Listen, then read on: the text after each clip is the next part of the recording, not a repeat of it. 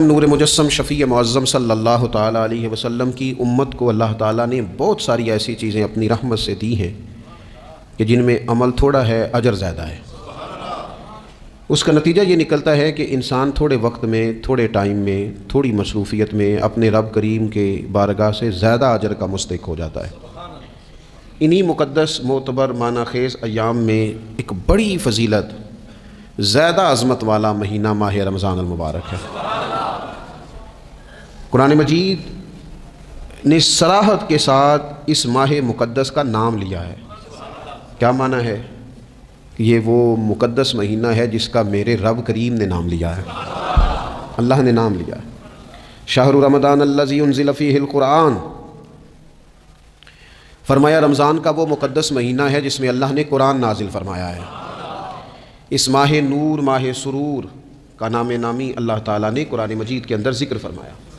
حضرت سلمان فارسی رضی اللہ تعالیٰ عنہ ارشاد فرماتے ہیں کہ شعبان المعظم کا آخری دن تھا، اگلے دن رمضان شروع ہونے والا تھا کہ رسول پاک علیہ السلام نے ہمیں رمضان کی فضیلت پر خطبہ ارشاد فرمایا۔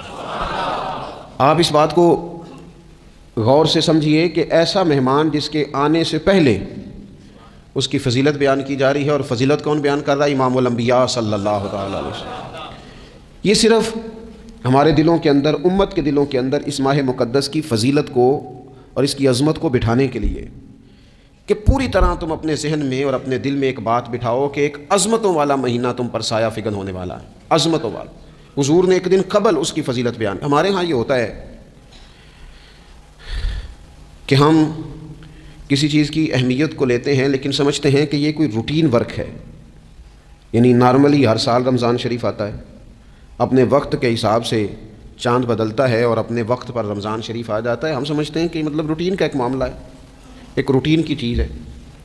لیکن اگر آپ اس کو اس نظر سے دیکھیں گے نا کہ اس مہینے کے آنے سے پہلے، یعنی ابھی ایک دن بعد آنا ہے رمضان کو، اور آنے سے پہلے حضرت سلمان فارسی فرماتے ہیں کہ نبی پاک نے ہمیں باقاعدہ بلا کے خطبہ دے کے رمضان کی عظمت ہمارے دلوں میں بٹھائی، یعنی فکری طور پر اور ذہنی طور پر امت کو تیار کیا۔ فرمایا تم پر ایک ایسا مہینہ سایہ فگن ہونے والا ہے جو مبارک ہے تمہارے لیے، باعث برکت ہے تمہارے لیے۔ تم اپنے آپ کو ذہنی طور پر تیار کرو کہ ایک ماہ نور تمہارے قریب آ رہا ہے۔ جو رمضان، اسلامی عبادات جتنی بھی ہیں نا، وہ مخصوص پوجا پاٹ نہیں۔ اسلامی عبادات میں سے کوئی عبادت بھی ایسی نہیں جس کا مقصد ہی ہو کہ آپ نے اتنے وقت سے لے کر اتنے وقت تک فلاں عمل کرنا ہے۔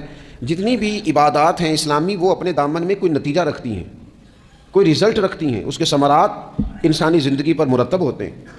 انسان کو تزکیہ نصیب ہوتا ہے، اس کے باطن کو صفائی نصیب ہوتی ہے، اسے خیر کرنے کا موقع ملتا ہے، تربیت کے بہت سارے مواقع اس میں پائے جاتے ہیں، بہت سارے اسرار و رموز کے ساتھ اسلامی عبادات ہیں۔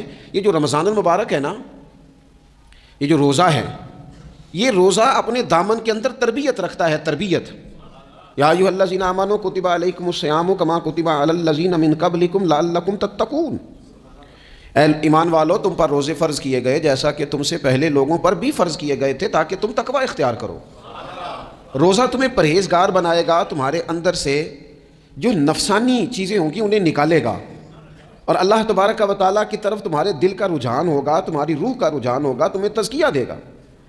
روزہ انسان کی تربیت کرتا ہے، انسان کو روزہ ذہنی طور پر تیار کرتا ہے کہ اللہ کے حکم کے مطابق کھانا ہے، اللہ کے حکم کے مطابق پینا ہے۔ سب سے بڑا مسئلہ اس دور کا رزق حلال کا حصول ہے اور حرام سے اجتناب ہے۔ تو روزہ ہمیں یہ سبق پڑھاتا ہے کہ ہم وہی کھائیں گے اور اسی وقت کھائیں گے جو کھانے کا ہمیں ہمارے رب نے حکم ارشاد فرمایا ہے۔